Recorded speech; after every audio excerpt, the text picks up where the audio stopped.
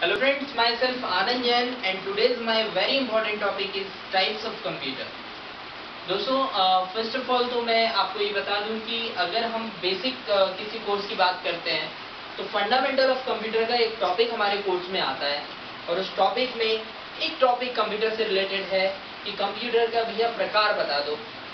Am I right or wrong? Right. तो दोस्तों हम यहाँ पे कंप्यूटर के प्रकारों को समझते हैं।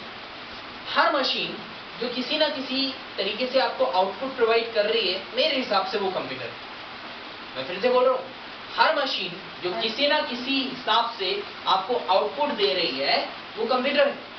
पंखा आपको हवा दे रहा है, वो कंप्यूटर है।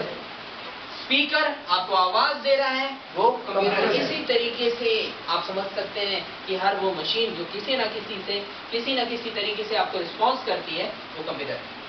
आज हम बेसिकली कंप्यूटर के प्रकारों की बात कर रहे हैं। तो कंप्यूटर के प्रकारों को समझना अगर है तो उसे थोड़ा सा सरल करके समझना होगा, सिस्टमैटिक करके समझना होगा। और अगर हम इसे सिस्टमैटिक करते हैं तो ये बन जाता है क्लासिफिकेशन ऑफ कंप्यूटर, यानी कि कंप्यूटर का वर्गीकरण।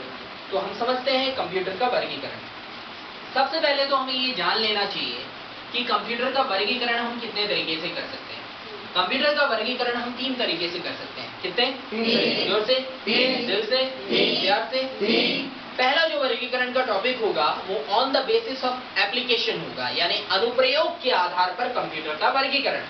दूसरा जो होगा on the basis of application, on the basis of application पहला होगा, on the basis of purpose दूसरा होगा और तीसरा होगा on the basis of size. Let me explain again दोस्तों। पहले वर्गीकरण का टॉपिक होगा on the basis of application, यानी कि अनुप्रयोग के आधार पर कंप्यूटर का वर्गीकरण। दूसरा होगा on the basis of purpose, यानी उद्देश्य के आधार पर कंप्यूटर का वर्गीकरण। और तीसरा होगा on the basis of size, यानी कि आकार के आधार पर कंप्यूटर का वर्गीकरण। सबसे पहले हम समझते हैं कि on the basis of application के अंतर्गत कौन कौन से प्रकार कंप्यूटर के शामिल होते हैं। दोस्तों इसे समझने के लिए बड़ा सिंपल टॉपिक ये है कि ऐसा कोई भी कंप्यूटर या ऐसी कोई भी मशीन जो किसी भी भौतिक मात्रा को, यानी कि ताप को, दाब को मापने में आपकी मदद कर रहा है, भौतिक मात्राओं में आपकी मदद कर रहा है, तो वो कंप्यूटर है।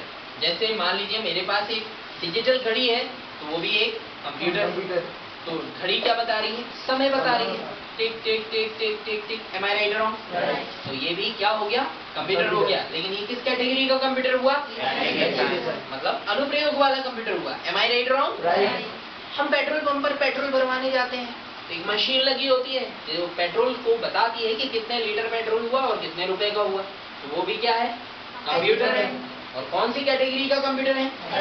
क्योंकि ताप दाब भौतिक मात्राएं वाला है। अभी हाल ही में मैंने अपने मकान के काम के लिए लोहा परचेज किया।